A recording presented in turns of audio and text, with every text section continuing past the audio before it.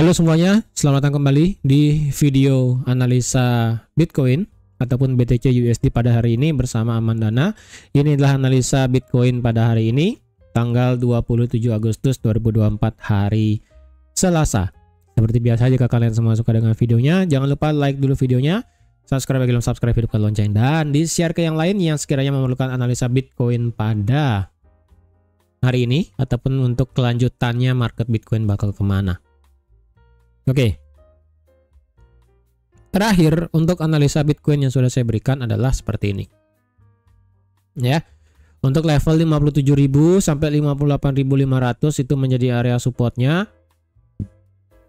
Dan setelah market itu bergerak sideways berhari-hari, ya, makanya saya tidak ada upload video analisa harian ya.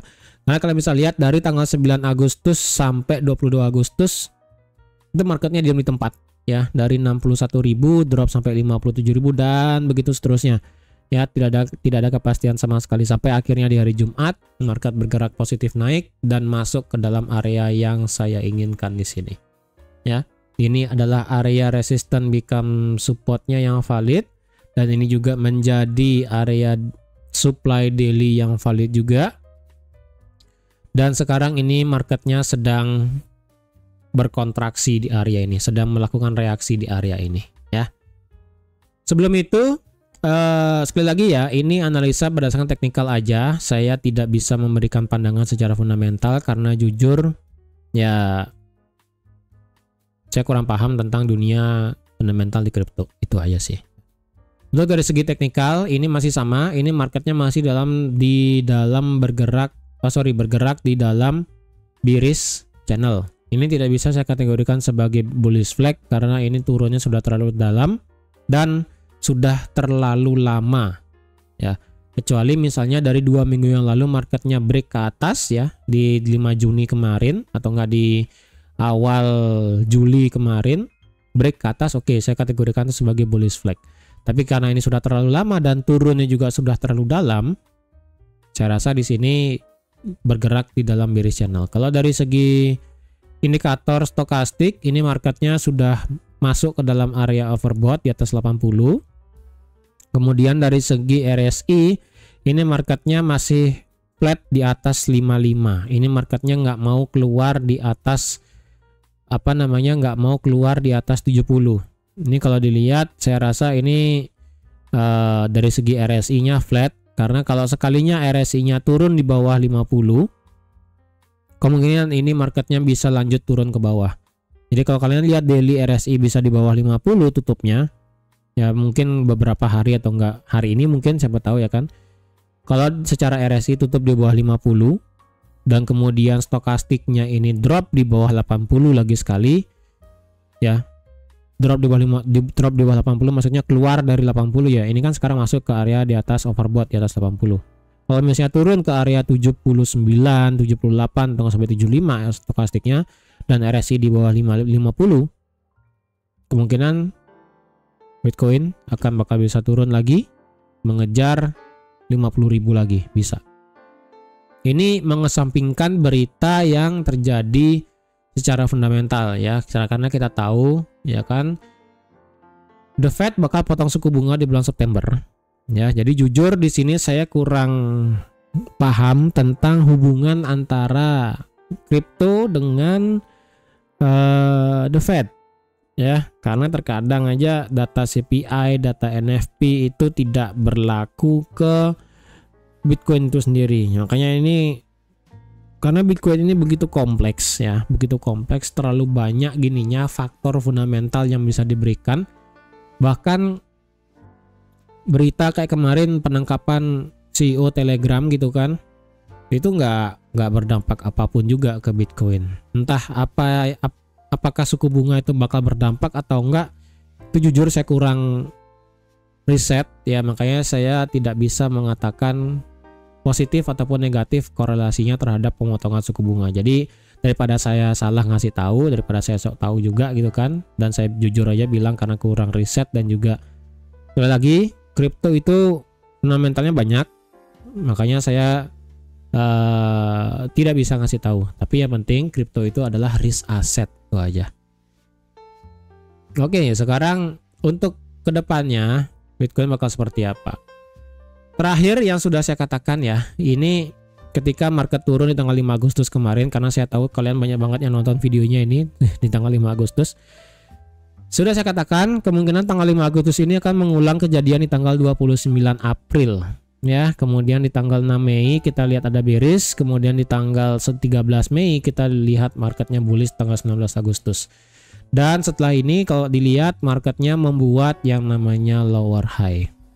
Oke. Karena secara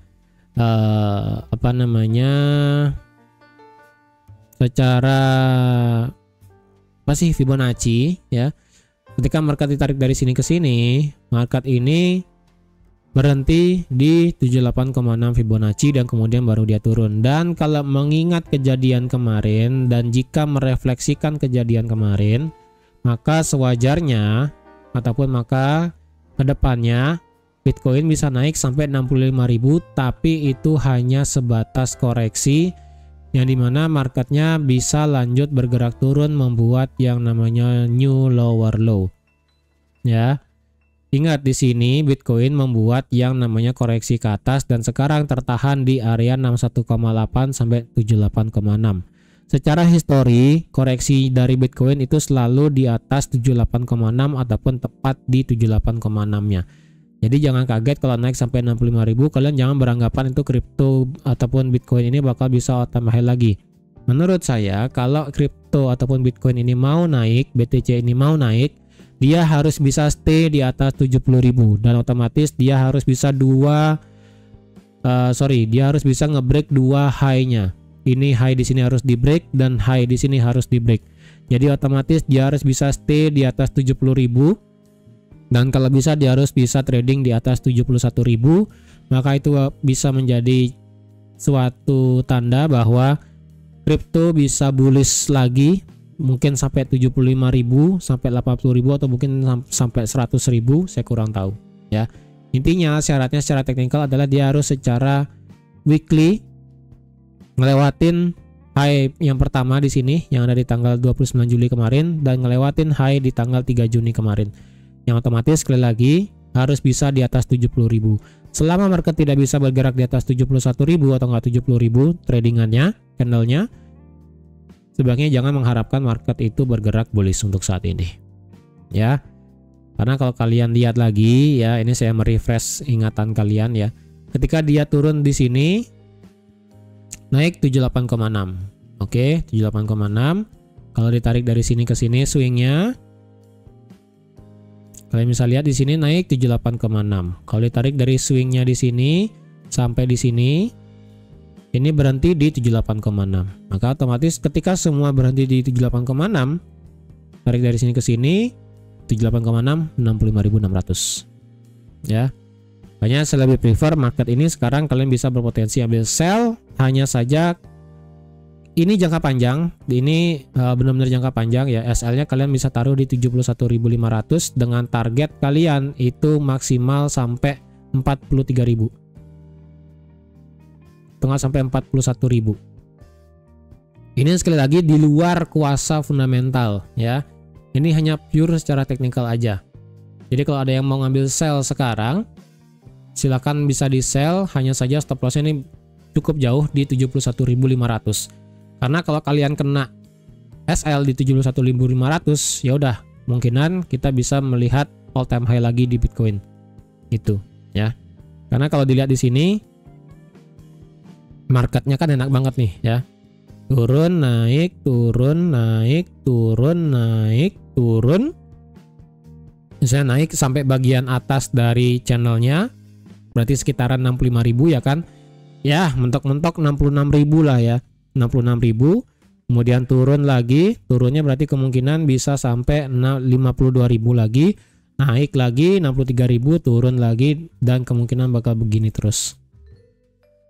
Ya, kemungkinan sih bakal begini terus ya. Jadi kalau ada yang mau nge-sell Bitcoin sekarang di luar kuasa fundamental bisa. Tapi resikonya adalah memang ini risk reward rasionya besar ya. 2,5 ini risk reward rasionya karena take profitnya kan sampai ke 41.000. Tengah ya kalian genapkan 42.000 lah ya. Ini kan 2,4 risk reward rasionya. Tapi ini TP maksimal. TP1-nya adalah di 51.000 atau enggak di 50.000. Ingat ya, TP maksimal di 42.000, SL-nya itu di 71.500 atau kalian genapkan di 72.000 juga nggak masalah.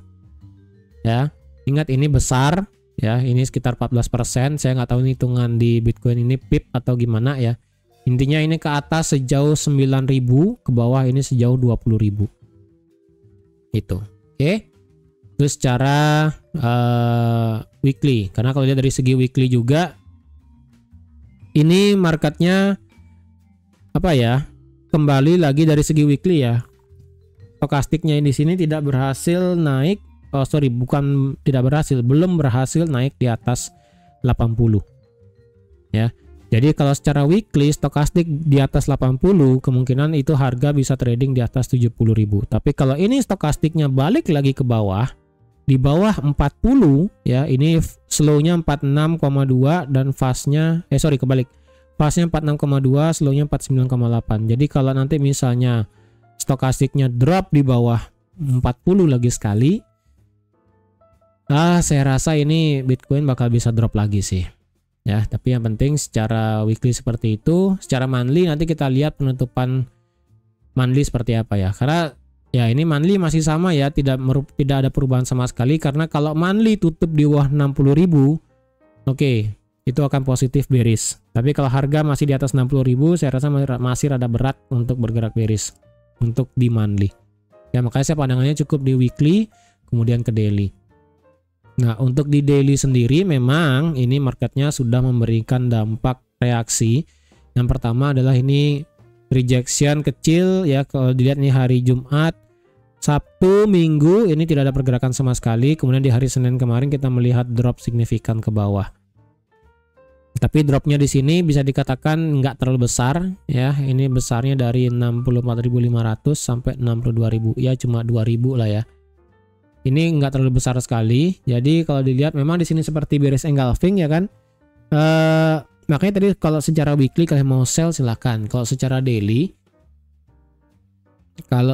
daily yang bisa saya kasih ya, bentar, coba saya hilangkan dulu ini di harga 63.000 pas ya. Oh iya, bentar, bawa ke H4 lagi ya. H4 secara supply kita masih ada supply kecil di 66.000 ya, makanya kalau saya bilang mentok-mentok lah naiknya mungkin sampai 66.500, karena nih H4 juga ada satu supply di sini. Saya nggak bisa campur ya, karena ya bisa sih saya buat, cuman di sini bakal mepet sekali sih. Jadi terserah, kalau kalian mau lihat ini sama-sama juga nggak masalah. Yang penting daily-nya ini adalah satu area supply besar dan harga sekarang turun lagi di bawah 63.355. Untuk area supportnya ya, untuk area support sekarang itu adalah ini rada kacau ini chartnya nih ya. Untuk support sekarang daily-nya adalah, sebentar, ini dia break, retest naik. Kalau dia berhenti di 61.700 sih.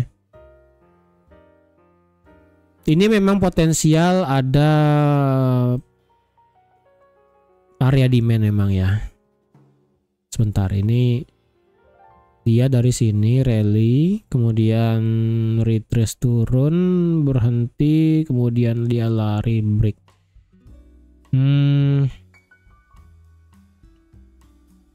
Tapi dia datang dari sini ya,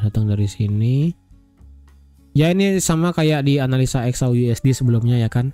Ini potensial menjadi area demand ya, mungkin sih ini bisa dikatakan sebagai order block aja sih kayaknya ya. Ntar coba ke H4 ya. Ya, H4 ini lebih kepada order block sih di sini ya, sorry. Di sini lebih kepada ada order block di sini yang ada di sekitaran 61.000 sampai 60.000. Ini adalah order block di 61.000 sampai 60.000. 61.000, waduh berapa tadi tuh? 200 ya. Bentar. pakai magnet dulu. Di sini sampai di sini. Ya, walaupun nggak pas-pas banget lah ya. Sini 61.413 sampai 60.113. Saya rasa sih ini turunnya bakal bisa sampai sini. Karena kalau dari daily ya kemungkinan sampai sini. Ini otomatis menjadi area supportnya. Dan kalau ditanya ini sebenarnya yang mana lebih menang, apakah area supply daily di sini atau demand ataupun order block yang ada di 61.000 di sini? Kalau ditanya di sini adalah menurut saya lebih prefer menang yang supply di sini. Kenapa? Karena market di sini bergerak dalam kondisi bearish. Karena marketnya kan bergerak di dalam area ini. Ya, ini adalah range. Oh, sorry, jelek banget. Ini adalah range area dari BTC USD saat ini. Jadi ini adalah high-nya, ini adalah low-nya. Jadi kalau dilihat ini kan ini adalah lower high, ini adalah lower low, ini adalah lower high, dan ini adalah lower low. Ya, clear kan, jelas? Lower high, lower low, lower high, lower low. Jadi otomatis ini hanyalah sebatas koreksi aja. Yang dimana ini adalah majornya ataupun major area perangnya, dan ini hanya sebatas koreksi. Menurut saya sih ini bakal lebih menang area supply-nya. Jadi kalau mau ambil sell sekarang seperti yang tadi ya boleh. Cuman kalau mau lebih aman sell untuk intraday bukan swing. Kayaknya tadi itu lebih ke swing ya. Kalau intraday sekarang kalian sell, lebih ke swing jatuhnya nanti ya. Prefer sih tunggu harga di bawah. Ntar ini saya hapus dulu. Prefer nanti kalau bisa kalian tunggu itu di bawah 58.000 ya. Ntar ini ada satu fake out sih di sini ya. Ini ada satu fake out bahaya di sini. Oke, H4 berarti ya. Daily